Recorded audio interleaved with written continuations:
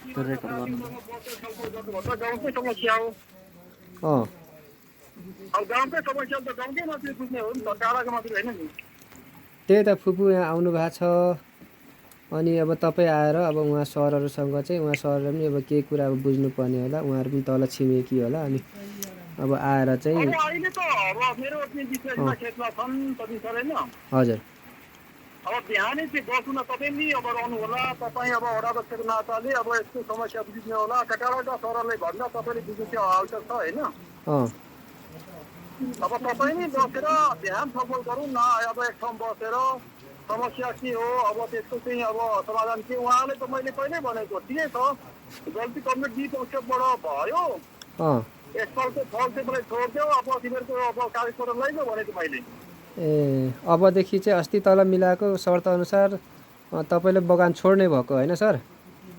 मैले त यसो भने होइन, ठिकै छ गल्ती कमजोरी अब दुई पक्षबाट मेरो पनि भयो, अर्को पनि भयो। मैले के भने बगान चाहिँ अब छैन चाहिँ छैन म लिन्न। अब एकतालको फल अब चाहिँ मलाई के हो, त्यसलाई मलाई सकियो भने। किन भन्दाखेरि मैले अब गोडमेल गरेँ सबै गरेर, अब गोडमेल गरेर अब तिर्ने बेलामा चाहिँ उहाँले बखडा जित्नुभयो, झगडा उठाउनु भयो होइन। अँ अब समस्या त त्यही नै आयो नि। हो त्यसो भए बिहान हेर्नु न, अब असारको बेलामा अब त्योभन्दा अगाडि नि भएको भए एउटा समस्या समाधान हुन्थ्यो। तर असारको बेला अब दौडेर अब चित्त टिप्ने बेलामा उहाँले अब झगडा निकाल्नुभयो। त्यसो भए बिहान झगडा निस्केपछि मैले के भने अब नगरौँ, अब फल चाहिँ त्यो मैले भनेको थिएँ तपाईँले। ल सर बिहान भेटेरै कुरा गरौँ ल त्यसो भए।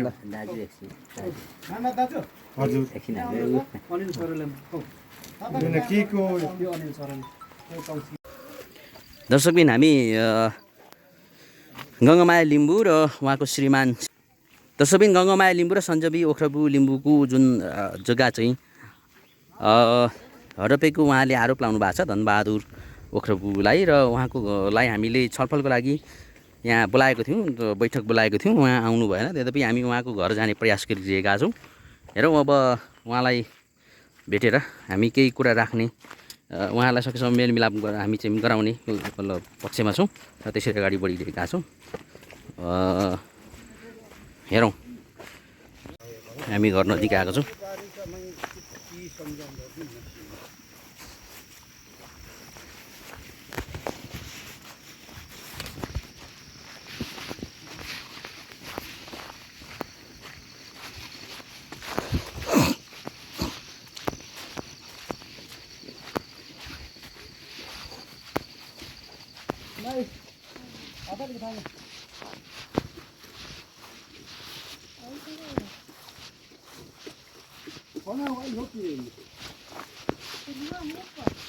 हुन्न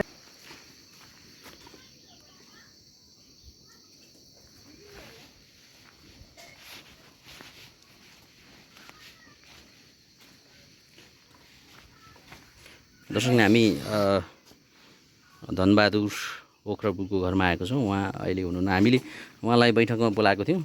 उहाँ बैठकमा बोलाउन नआएपछि हामी कमसेकम भेटेर एउटा राम्रो सहजीकरण गरौँ भन्ने हिसाबले आएको थियौँ। उहाँ हुनुहुन्न रहेछ, उहाँ स्कुल गइसक्नु भएको छ भन्ने कुरा हामीले बुझ्यौँ।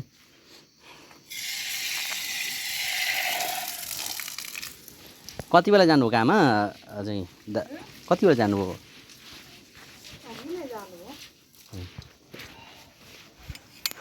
हामीले उहाँलाई चाहिँ छलफलको लागि बोलाएको थियौँ, आउनु बाटोमास थियो है, त्यो भएर। नमस्कार दर्शकबिन, म कुशल किराँती यहाँलाई हार्दिक स्वागत गर्न चाहन्छु। केजिटिभी एनपी लगायत विभिन्न मिडियामा यहाँलाई विशेष स्वागत गर्दै ताप्लेजुङको मिरिङदिङ 1 नम्बरमा हामी छौँ।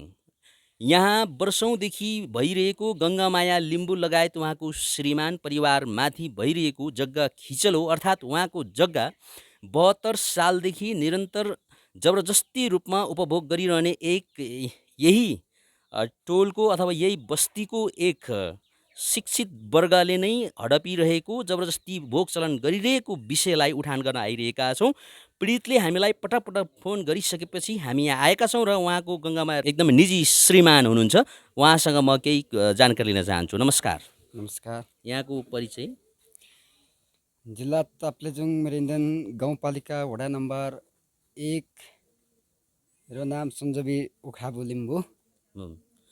तपाईँको जग्गा चाहिँ हडपियो अथवा जबरजस्ती भोगचरण गरियो भन्ने तपाईँले एउटा खालको उजुरी गर्नुभएको छ, मिडियामा हामीले कम्प्लेन गर्नुभएको छ। खास भएको के हो? एकदम छोटकरीमा स्पष्ट भनिदिनुहोस्।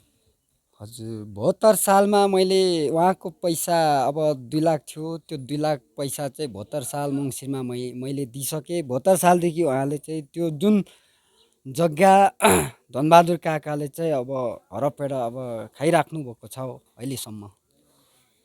तपाईँले पैसा उहाँको वापस गरिसकेपछि नि फेरि खाइरहनुको कारण चाहिँ के हो त? किन त्यसरी उहाँले चाहिँ एकहोरो होइन तपाईँले पैसा उहाँको चलाएको फिर्ता गरिसक्दा पनि फेरि चाहिँ उहाँले चलाइरहनु कारण के हो?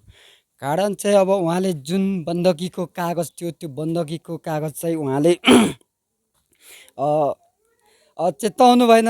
कारण त त्यही हो। कति वर्षको लागि दिनुभएको? उहाँलाई मैले 6 वर्षको लागि ग्यारेन्टी दिएको, तर त्योभन्दा अगाडि ग्यारेन्टी नपुगिकन उहाँले मलाई पैसा लिनु बिहान बेलुकी गाउँघरकै दाजुभाइ पठाएर उहाँले पैसा मलाई दिनु भन्नुभयो। अनि मैले पैसा दिएँ उहाँलाई। मैले पैसा दिँदाखेरि उहाँले पैसा लिनुभयो, कागज चाहिँ दिनु भएन। रिटर्न मैले गर्नुपर्ने 6 वर्षमा। तर उहाँले चाहिँ अब जुन धनबहादुर ओखराबु लिम्बूले चाहिँ के भन्नुभयो भन्दा मेरै पैसा हो, मलाई अब दिनुपर्छ भतिज अब भनेपछि चाहिँ जुन मैले 6 वर्षको अब टाइममा उहाँलाई मैले दिएँ त्योभन्दा अगाडि नै उहाँले मेरै पैसा भनेर लिनुभएपछि मैले जुन त्यो पैसा उहाँलाई दिएपछि अब पैसा उहाँले लिनुभयो। जुन कागज उहाँले निकाल्नु पनि भएन। अब त्यो जुन जमिन उहाँले कब्जा गरेर अब खाइराख्नु भएको छ। एक्चुअली तपाईँले खास कागज गरेको व्यक्ति चाहिँ कोसँग गर्नुभएको थियो? व्यक्ति बलबहादुर ओखराबु मेरो दाइ पर्नुहुन्छ। बलबहादुर ओखराबुसँग हाम्रो कागज बनायौँ 6 वर्षको ग्यारेन्टी। बलबहादुर ओखराबु मेरो दाइ पर्नुहुन्छ। बलबहादुर ओखराबुसँग हाम्रो कागज बनायौँ 6 वर्षको ग्यारेन्टी। मैले 6 वर्षको बलबहादुर ओखराबुलाई मैले कागज थिचिदिएँ। अनि त्यसपछि नेक्स्ट धनबहादुर काकाले चाहिँ त्यो जग्गा त्यो पैसा मेरो हो, उहाँको बलबहादुर ओखराबुको नाम मात्र भन्नुभयो उहाँले। बलबहादुर ओखराबुङले पनि उहाँकै पैसा हो उहाँलाई नै दिनु भनेर भन्नुभयो कि अथवा उहाँ तपाईँको काका भनिने धनबहादुर मात्रै आएर त्यसो भन्नुभयो? उहाँको पैसा बलबहादुर ओखराबुले उहाँको पैसा भन्नुभयो, नाम मात्र मेरो हो भन्नुभयो। र जुन धनबहादुर ओखराबु मेरो त काका पर्नुहुन्छ। जुन त्यो काकाले चाहिँ अब उहाँको नाम मात्र हो, पैसा मेरो हो भन्नुभयो। अनि त्यो पैसा जुन मैले 6 वर्षको डेट थियो त्यो डेटभन्दा अगाडि चाहिँ उहाँले चाहिँ पैसा मेरो मलाई दिनुहोस् भतिज भनेर अब बिहान बेलुकी काकालाई गाउँघरको दाजुभाइ काकालाई पठाउनु भयो। तारको तार तपाईँलाई खबर भयो, टचर भयो? टचर भयो। अनि मलाई अब सामान्य अब टेन्सन पनि भयो। त्यही भएर मैले चाहिँ उहाँलाई 2 लाख रुपियाँ चाहिँ मैले दिइसकेँ। त्यो 2 लाख रुपियाँ दिँदाखेरि चाहिँ जुन बलबहादुर ओखराबुलाई उहाँलाई चाहिँ अब खबर नभइकन उहाँलाई धनबहादुर ओखराबुलाई चाहिँ मैले चाहिँ 2 लाख रुपियाँ चाहिँ पैसा दिएँ, फिर्ता गरेँ। तर त्यो जुन मैले 6 वर्षको ग्यारेन्टी दिँदाखेरि त्योभन्दा अगाडि उहाँले पैसा माग्नुभयो, मैले र तपाईँले फिर्ता दिनुभयो। दर्शक पनि यहाँनिर अलिकति चाहिँ षड्यन्त्र, अलिकति अनियमितता, अलिकति कानुनभन्दा विपरीत भएको हामी बुझ्न सक्छौँ। जस्तो बलबहादुर ओखराबुङको नामसँग उहाँले कागज गर्नुभयो, बलबहादुर ओखराबुङ लिम्बूसँग कागज गर्नुभयो कि म तपाईँको पैसा चलाउँछु, तपाईँले ब्याज मराउने स्वरूप मेरो जग्गा भोग गर्नुहोस् भनेर उहाँले कागज गर्नुभयो। तर पछि आएर के त भन्दाखेरि 6 वर्षको लागि कागज गरिएको थियो। त्यो 6 वर्ष अगाडि नै होइन दिनरात उहाँको घरमा गएर चाहिँ पैसा चाहियो भनेर दोस्रो व्यक्तिले यानि थर्ड पर्सनले चाहिँ मेरो पैसा हो, मलाई पैसा फिर्ता दिनु भनेर एकदमै गैर कानुनी ढङ्गले धनबहादुर ओखराबुङ लिम्बूज्यूले चाहिँ मागेको भन्ने उहाँको आरोप, तपाईँको आरोप हो? हजुर हजुर। अब तपाईँले जति बेला क्यास उहाँलाई डाउन गर्नुभएको छ, पैसा फिर्ता दिनुभएको छ, त्यति बेला देख्ने कोही साँची दाजुभाइ दिदीबहिनी को हुनुहुन्छ? दाजुभाइ आउनुभएको छ। नाम भन्नुहोस् न। लोकप्रसाद ओखराबु काका हुनुहुन्छ र अर्को भीम ओखराबु हुनुहुन्छ। हो, उहाँहरूले तपाईँले पैसा उहाँलाई फिर्ता गर्दाखेरि उहाँले देख्नु भएको छ प्रत्यक्ष?